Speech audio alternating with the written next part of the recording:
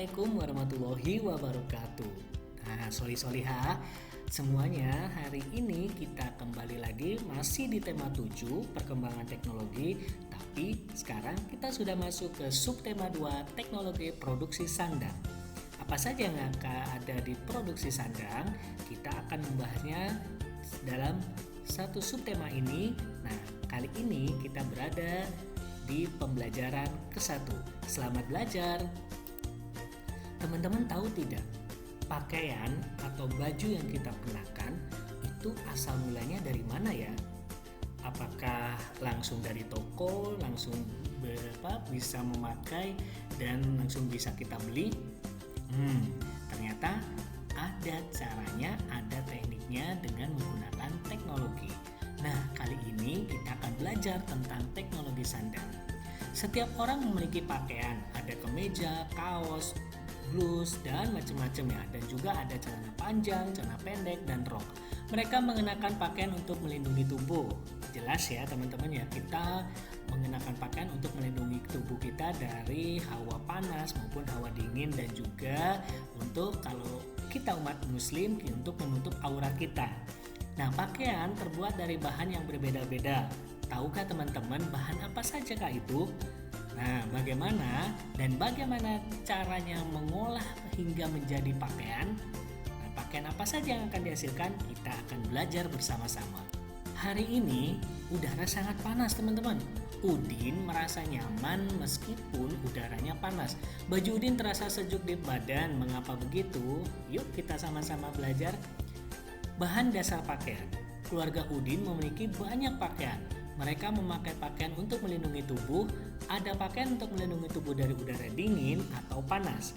Ada pakaian untuk melindungi tubuh dari angin dan hujan. Pakaian keluarga Udin ada yang terbuat dari kapas dan bulu domba. Pakaian berbahan dasar kapas banyak digunakan sebagai pakaian sehari-hari. Pakaian berbahan dasar kapas nyaman dipakai siang hari. Pakaian berbahan dasar bulu domba dikenakan pada waktu tertentu saja. Pakaian berbahan dasar bulu domba menghangatkan badan pada saat hari dingin. Ibu Udin memiliki kain katun yang terbuat dari serat sutra. Pakaian yang terbuat dari serat sutra termasuk pakaian yang sangat istimewa. Pakaian yang terbuat dari serat sutra biasa digunakan saat acara khusus.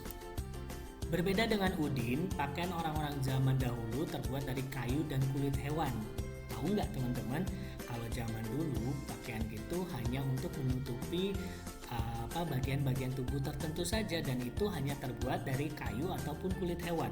Pakaian mereka sangat sederhana, satu pakaian mereka gunakan untuk berbagai keadaan.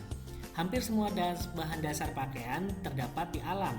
Bahan dasar pakaian jumlahnya terbatas, jagalah pakaianmu agar dapat digunakan dalam waktu yang lama.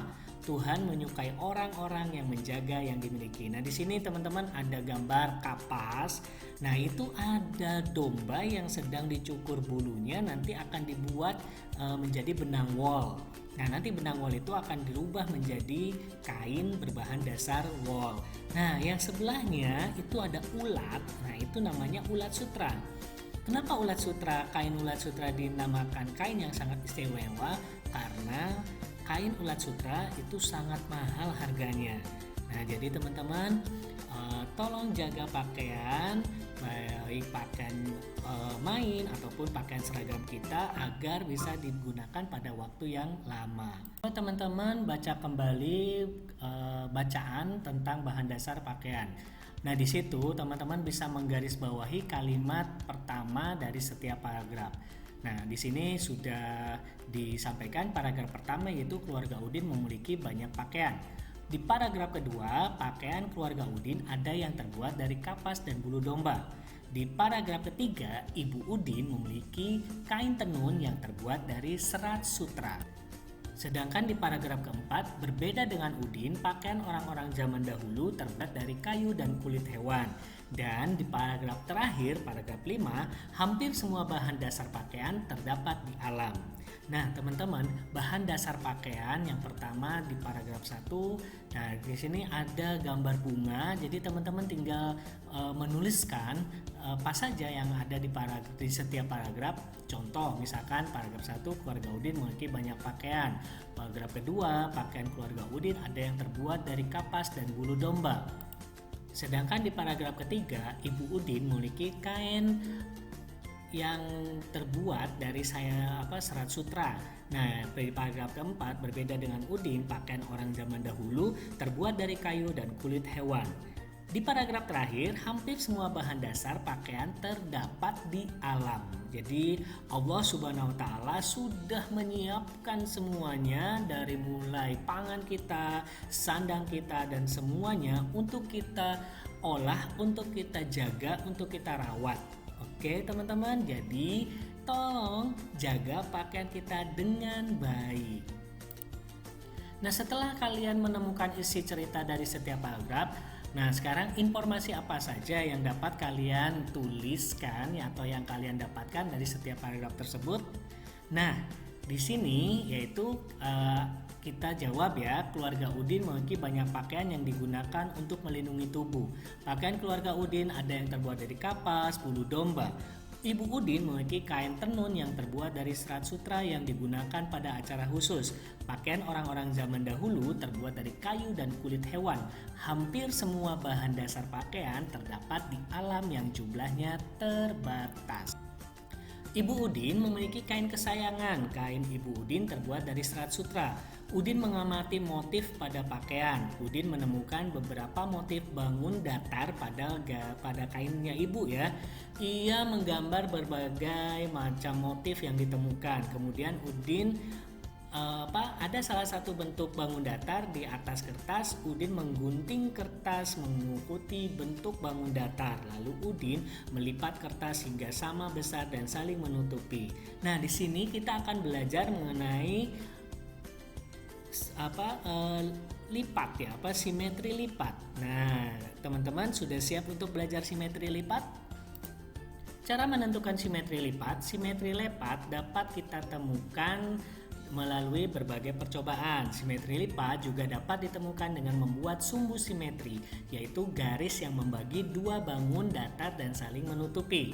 Nah, kita mencoba membuat sumbu simetri bangun persegi panjang. Yang pertama, coba teman-teman sediakan kertas berbentuk persegi panjang, lalu lipat menjadi dua bagian yang sama, lalu buka lipatan kertas itu. Nah, nanti di situ lipatan kertas itu akan membekas. Nah, teman-teman, garis yang membagi persegi panjang menjadi dua itu sama panjang, pastinya akan sama panjang ya kalau lipatannya benar. Nah, itulah yang disebut dengan sumbu simetri. Bentuklah bangun datar yang ingin kamu inginkan.